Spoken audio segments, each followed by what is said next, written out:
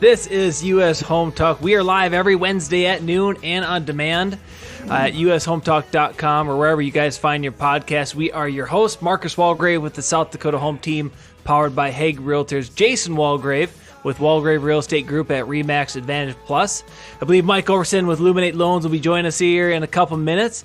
And we have our exceptional producer, Evan Little, making sure that we knock out a great show here today. We're going to take all of your guys' questions, anything and everything real estate. Our call-in number is 612-234-7585. Or you guys can leave us a message in the comments section on Facebook. Good afternoon, guys. How are we doing today? Doing great. Great to be here. Thank you, Evan, for the advice before the show. Folks, Marcus and I will likely not be swearing at all during this show. We've been given very good advice from the producer. So thank you, Evan. We will stay on our best behavior, and keep it legit. Keep it PG-13. Interesting. Obviously off topic of real estate. But Jason, don't you agree that what was PG-13 when we were younger is different than what is PG-13 today? Holy buckets! I think you could probably give examples of some regular television shows that are teetering on R ratings if you go back to the 90s. I mean, it has changed. It has changed. Yeah. Speaking of changing, you get growing a beard, Marcus, or what's going on here? Bro, sometimes I can't get everything done in a day. I hear you. And shaving didn't make the cut. I got the dome done. The dome. It looks good. Yeah. Thanks. Evan's wearing a hat, so he must not have gotten a recent dome shave. How we doing there? How we doing? I'm growing out my hair for the con again this year. That's why. Yeah, nice, buddy. Nice. What I'm talking about. Nice. Guys, we are going to have a great show here today. This is a topic that I've personally found very interesting. I know everybody in the real estate world also finds it interesting, but I've been wanting to talk about it. I kind of planted the seed a couple weeks back. I was like, guys, we got to be talking about this, and it just kind of got pushed off. You know what? I'm hosting today, so I get to choose the topic, and we are going to be talking about the Silver Tsunami, or Tsunami. Forgive me for the pronunciation. But Jason, you got some silver, but it doesn't really apply to you. We don't have our silver fox on yet, Mortgage Mike. He's coming. Yeah. And no, we're not referencing Mike's head of silver. But if you are not familiar with the term Silver Tsunami phrase, it is, and this is from Wikipedia.com, it is a metaphor used to describe population aging, specifically, demographically, the baby boomers. Mm-hmm. Obviously, usually when the older you get, the more gray hair you acquire. In my case, my gray hair just falls out. So you don't see my gray hair because it's no longer there. But baby boomers reaching the age of 65 and older. Now, if you guys just did a quick Google search, you'd be able to find some really good articles out there. I kind of shared some earlier this week. HousingWire.com has a really good article on the Silver Tsunami. Real estate .usnews.com has a good one. Business Insider has published a couple articles here on their website, businessinsider.com. And the one that I really enjoyed was the one that was written by James Rodriguez here just recently, last month. So about 3 weeks ago, middle of January. And, just to kind of cite some of the things that he noted in there, just to kind of give everybody an idea of why I wanted to talk about the silver tsunami and how it pertains to real estate. The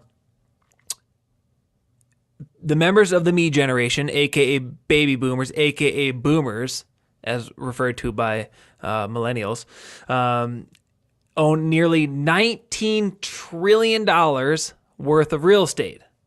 That's more than double the amount of millennials and is about 5 trillion more than Gen X. Jason, you are Gen X, myself, a millennial. Baby boomers, we are the offsprings. Gen X and millennials are the offsprings of the baby boomers to kind of to give generational how that whole tree works. They own a lot of real estate. And obviously, there's some guarantees in life. Aging is one of them. And by 2040, the population of 80 plus year olds will have more than doubled from today. So how does this relate to real estate and what is this? Why are we calling it silver? Well, we've explained why silver. It's just kind of give an example of when you get older, you can start getting some gray hair, some silver hair. The tsunami. I think that is the discussion. That is what people are, in a sense, kind of arguing, right? The silver. Oh, Mike, we got the silver fox in studio with us here today. I heard you guys talking about me, so I figured I better jump in the old conversation here. But unfortunately, it doesn't pertain to you, Mike. You are a Gen X, correct? Yeah. What's that age group? Yeah, you're an Xer. You're Gen X. I think like 30, maybe 40 and older. Yeah, somewhere in that 42 and older. 42 and older. I think it's 1980 I'm 45. Below 45. You're definitely an Xer. Yeah, you're definitely an Xer. So to be part of the Silver Tsunami, what age would I have to be? Well, that's 65. The thing. It's going to affect all of us, in my opinion. That's why I'm just kind of so excited to talk about this topic. I mean, before you hopped on, Mike, we were just talking about how much real estate the baby boomers own, and that's what Silver Tsunami's is referring to as in terms of the major player. It's the baby boomers and how much real estate they own. So when they're talking about the tsunami part, it's really referring to that. Hey, they own an incredible amount of single family homes, single family real estate. They have $19 trillion worth of hold in the real estate industry. What happens when a demographical group starts to get older and they start getting into the retirement years, also known as 65 is kind of the retirement age. What are they going to be doing with their real estate? Silver Tsunami is saying, hey, the baby boomers, they're getting close to retirement, and when they do, they're going to unload their real estate onto the market. There's going to be a tsunami of single-family homes that it's going to hit the market. We've been talking about this ever since we started doing U.S. Home Talk at the beginning of last year. Our inventory, super duper low. What's going to fix it? Builders can't fix it. They're already doing as best they can. There's got the labor shortage. That's just not going to happen. This could be the solution to our inventory issues. I was referring to an article written by James Rodriguez on BusinessInsider.com. He kind of talks about, a lot of people are talking about that there's going to be this tsunami. They're going to get to this age where they have these single family homes. Neither one, they're going to want to unload it and downsize, maybe get into this slab on grade, zero entry, minimum maintenance type of home. And they're coming upon that age here in the upcoming years. Literally, in the next couple of years, the majority of the baby boomers are going to be 65 and older. And as I said, a really interesting stat, by 2040, the population of 80 plus year olds will double than what it is today. Especially when they get to that age. Okay, so right now they're looking to maybe downsize, right? They're getting out of the houses that they raised their families in. They got big houses because they had more people in there. They don't want that anymore. They only need 2-3 bedrooms. They want everything on the main level. They're looking to get into that. So that's part of this tsunami of houses that are going to come onto the most market. This is just a theory of what may happen with real estate and single family homes. Another example is, okay, well, when they turn 80. Well, then they're just going to get out of housing completely. Maybe they're looking to get into more of like an apartment situation, and be a part of age specific type of developments. So I think that's a big one too. And obviously, when they get to that point, well, now you're talking about they're going to be getting rid of the property that they downsized into. And so there's this idea that, hey, there's going to be this large, incredible amount of homes that are going to come to the market, going to get boasting our inventory here in the upcoming years over the next, 15 plus years.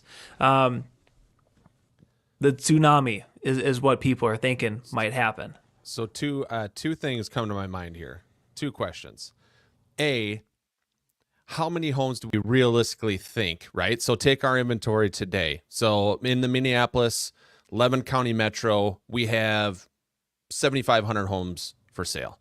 Super, super low. Like a balanced market up here, Jason, is what you would say 18,000 homes. 18 to 20. Yep. 18 to 20,000 would be like a balanced market, equal numbers in buyers and sellers. We're at 7,500. We're 1/3 of where we need to be at, basically, in order to have a balanced market. Do you guys think that there would be enough homes that come on the market to where that swings the other way, to where there's more homes for sale than buyers there to gobble them up? Well, that's what that's what this topic is talking about. I'm just going to, again, refer to this great article by James Rodriguez, businessinsider.com. He's got some great stats in here. Boomers claimed 41.6% of the real estate wealth in this country as of the third quarter last year. 41.6%. A whopping 79% of baby boomers owned the homes that they lived in. In 2019, Zillow estimated that more than a quarter of the nation's owner-occupied homes, or more than 20 million units, would hit the market over the following 2 decades. So that's quite a bit of homes. So here's my thoughts on that. How many homes are for sale right now in the United States? Do we know that number? No, I can see if I can pull it up. So I'm curious on that number. So if you break it down, that's an extra 2 million units per year for sale. So here's my thought. Here's my opinion on it.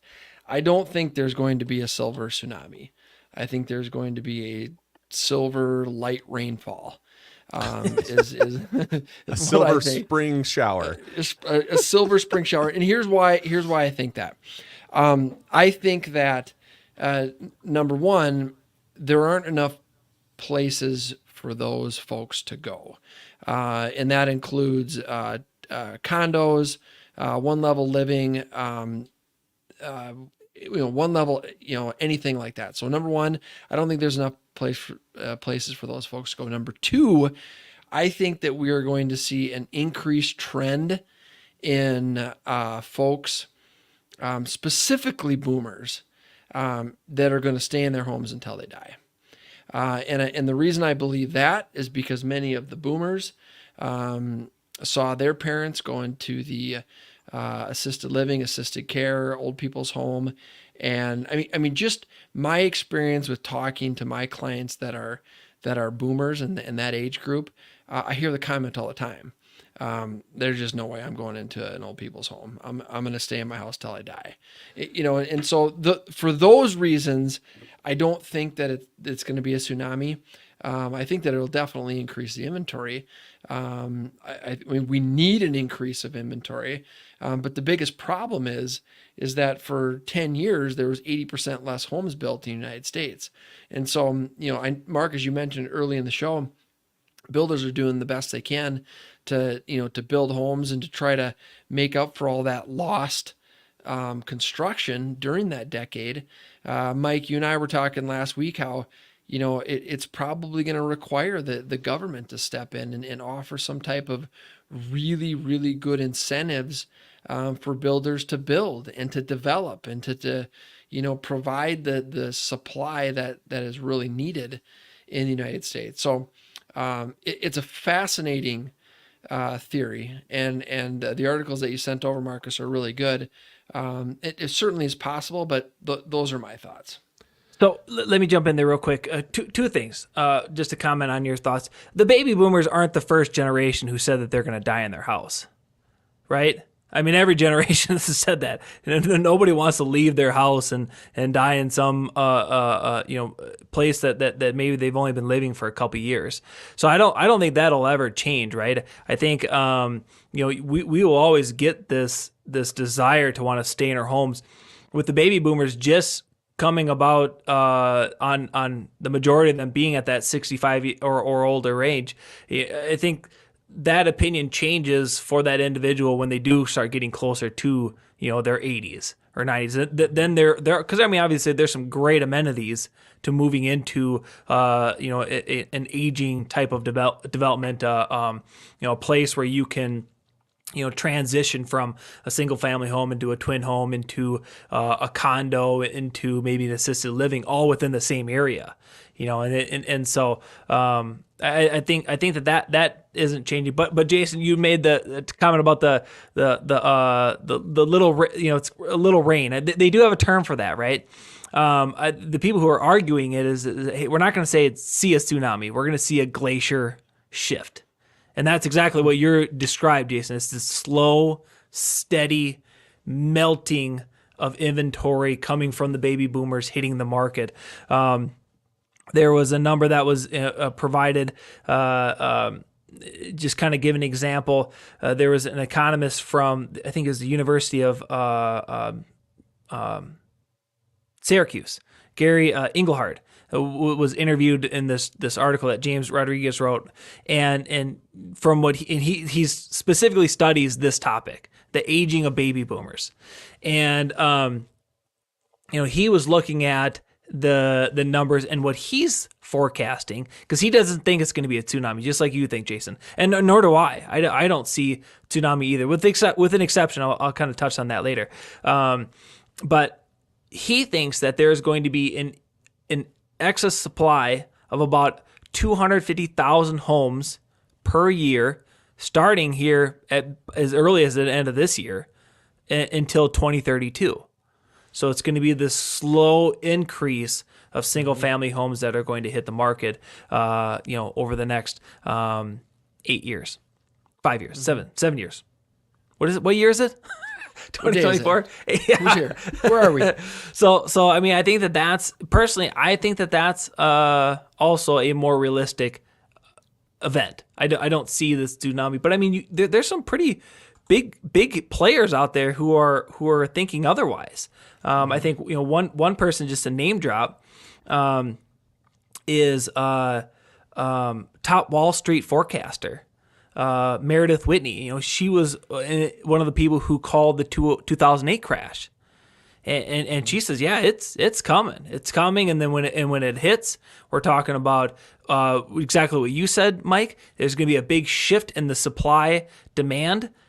We're going to have now greater supply than we do demand, and that's going to drive prices down. And that's kind of her forecasting of the prediction of the event. I think Meredith got lucky in 2008, and I think that she's wrong today. The only reason that would make any sense is if all the baby boomers died like at the same time, that there would be a very sudden glut of housing. And I just don't see that being the case, because while we label generations as being a monolithic thing, we're talking about people born over a 15, 20-year period. Well, the baby boomers are born over 20 years. Sorry to interrupt, Evan. Right. The generational lines are really more of a marketing construct than anything else.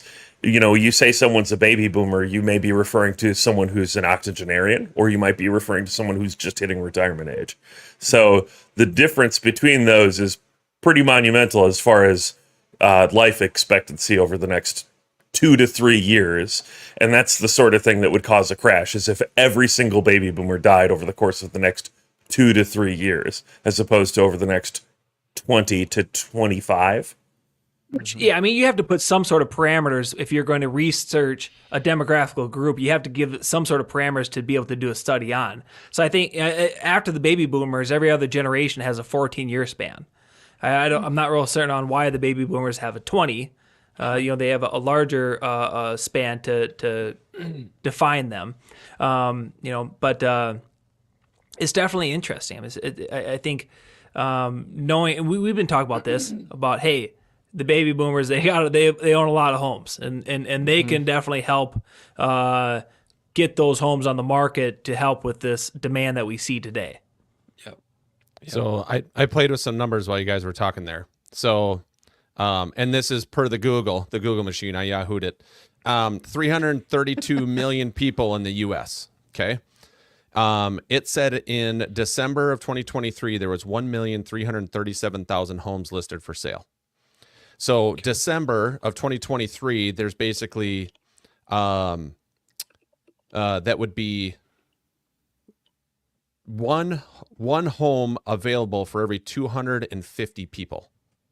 So 250 people are looking to buy.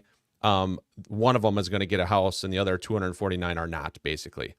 If you add 2 million listings to the mix, right? So if I take the same population, but add and insert 2 million listings into that goes down to basically one home available per 100 people. So it'd be about a 2.5 times, our inventory go up 2.5 times, basically, is what I'm saying here. Yeah. So if we look at the metro area here, if we take our 7,500 homes we got listed for sale and we add 2.5 times that, we are at what? We're at 18,500 listings. That'd be perfect. That's a balanced market in the Twin Cities metro area of Minnesota. Like that would almost kind of be like a welcomed inventory rush, right, Jason? It would. That would put us into what we consider a normal or healthy market, and so that wouldn't be a bad thing. Not in this market. The only way that we see then a decline in demand is also if those people don't exist anymore, right? Because if they're just selling their house, they're looking for somewhere to live. And oftentimes that means that they're either looking to buy single level living or they're buying a condo. And we don't have those. So you're still talking about a huge increase in demand unless those people just don't exist anymore. Well, and that's a good point, Evan, because you look at about 40% of all purchases in the United States are first-time home buyers. So you have this continual pool of folks that have never owned before, first-time home buyers that are needing to buy, which currently is at about 40%. So you're right. It comes back to it's just another inventory issue, because if they're going to be selling, then where are they going to be going? Where are they going to be buying? So so it's you have a listing coming on, but now you have a new buyer that just entered the market too, because that person who sells now has to go buy something. If they're not moving into a group home, if they're not moving into some sort of facility or something like that, you didn't gain any inventory there. You went one for one. Yeah, we added a listing, but we also inserted another buyer into the market too. I think those are good points, but I think there's some other factors you got to remember, right? I mean, the baby boomers, they are the demographical group that own the most secondary homes. They don't just own one home like the millennials do. They own multiple homes. Yeah, so when they do get to that age, they're not keeping multiple homes. At least, I mean, that's just one. They may not keep all of their homes that they own. Another point is to make is that the U.S. annual population growth is continuing to decline. When we go back and you look at the size of the families that the baby boomers were part of, and the families that they had are significantly larger. So in terms of this idea hey, they all have to die off. It's well, that's not necessarily true, because the generations below them are, in terms of numbers, are smaller in terms of people. So I think that's something to consider as well. One other thing that I thought was Evan, you kind of made the comment a little bit of a morbid, hey, they all have to die off. Now I don't think that's necessarily true. I mean, to see this tsunami, personally, what I think, if for us to get that event to happen, we need to see some sort of bubble or industry crash here in the next to be paired with them aging, to give the baby boomers this incentive to unload. Because personally, I don't, unless something like that happens, the baby boomers have been so savvy financially with their careers and in their portfolios that they have. A lot of them were able to refinance their primary and secondary, or however many properties they had. They were able to refinance them into exceptional rates. They are probably the only demographical group, in my opinion, that if we were to run into some sort of small bubble like the dot-com bubble or something like that, where the market wanted to come down, they're in a position where they can ride it out.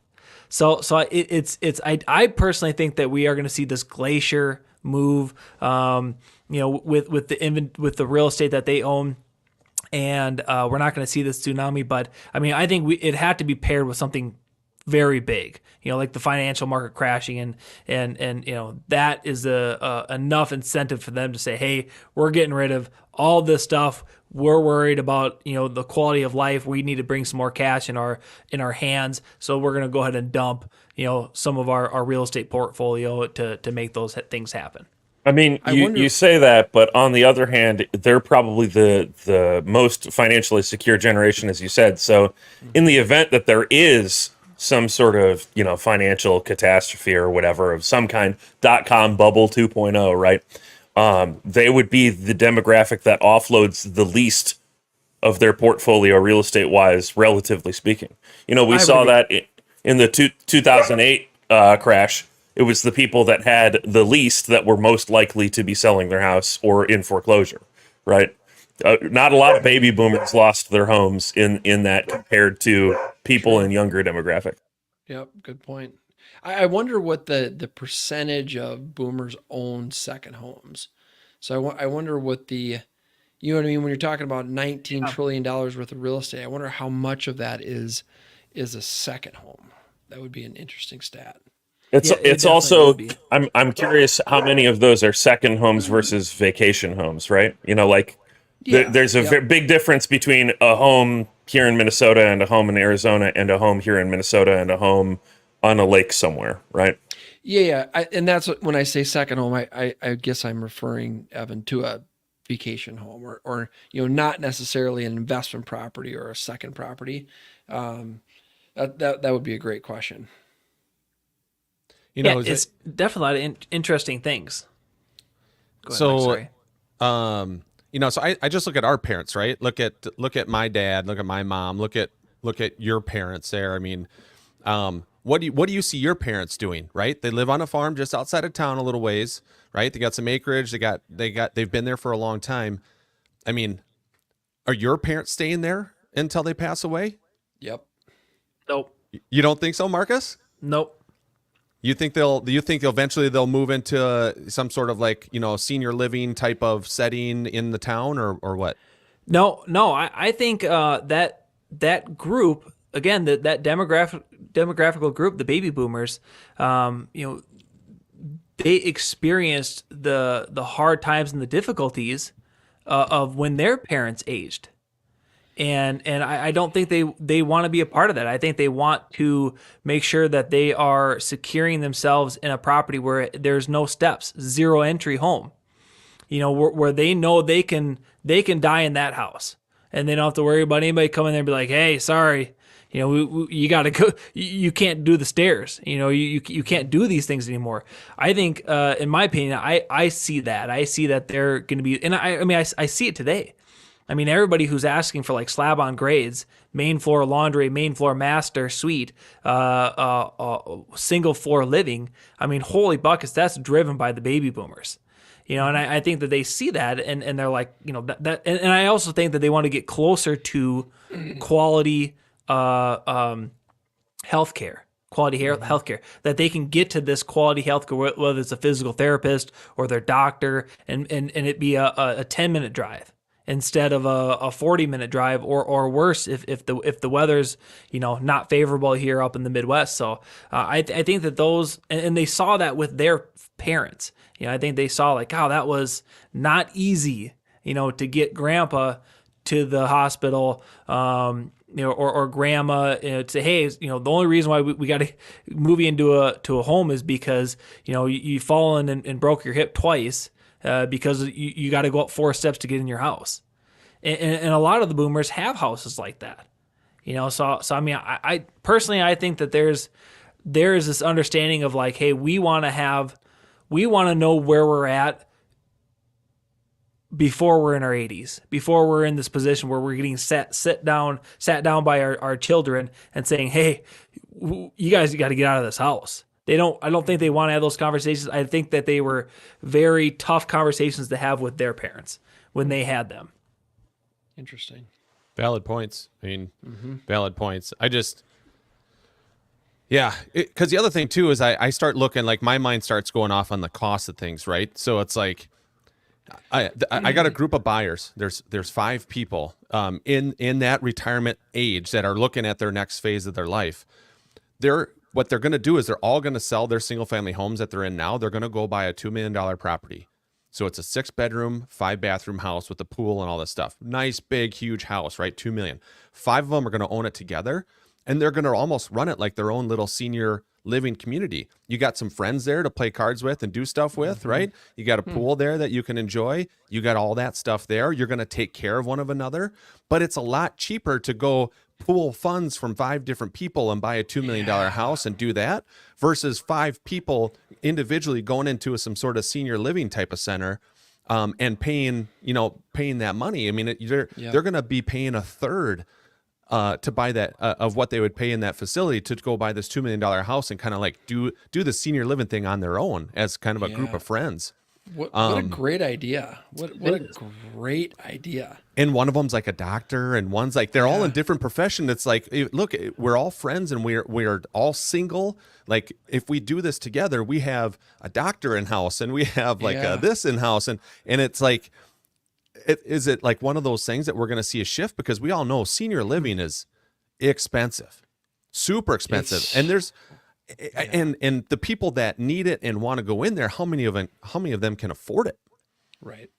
That's the other problem. So it's like, are we going to see almost kind of like, are we going to see people stay in their houses longer because they can't go afford into that senior living type of facility where it's too expensive for them?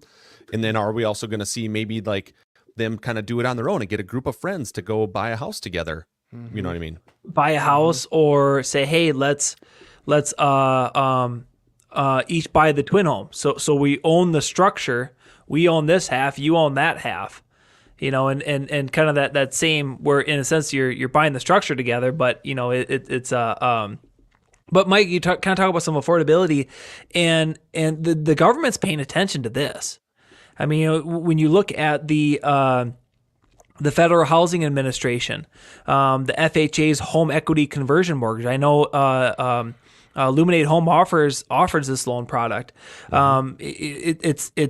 It's a reverse mortgage, and which has a bad reputation from how it was structured prior to it being completely overhauled. I think by Ben Carson. I think he overhauled it when he was heading the wasn't he heading housing FHA? Yeah, I think it was under Trump. He was part of FHFA, I believe, which is kind of like the umbrella that looks over housing for the federal government. Yep. And I think one of those is the home equity conversion mortgage, HECM, reverse mortgage, same thing, but the HECM for purchase. And I again, okay, so then we joked about this in the beginning of the show, hey, where we talk about Mike, and it's like, well, the Silver Tsunami is referring to the baby boomers, but who is going to benefit from this? Who's going to benefit from these homes hitting the markets?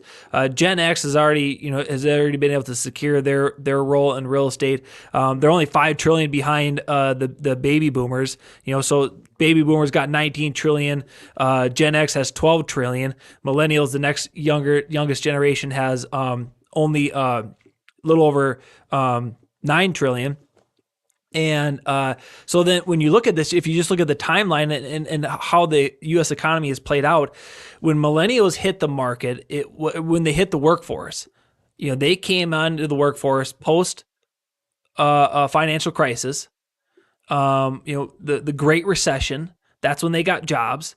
So when they came out, they had the at that time all-time high debt for student loans for higher education, and then they came into a market which they were paying the lowest for their respective careers, and it took a long time for our economy to get rolling again. And so that's the reason why you see millennials, they're in their 30s before they're in buying, because they weren't really in a good position to acquire wealth freshly out of school. They were sitting on a mountain of debt. Their jobs weren't really paying that very well, because it's post Great Recession or in the Great Recession for that matter. And so when you look at this, it's like, hey, who's going to be able to jump on this? It's probably going to be the next generation, the generation, would it be Gen Z? Gen Z is going to be, they came out of college and the economy's roaring.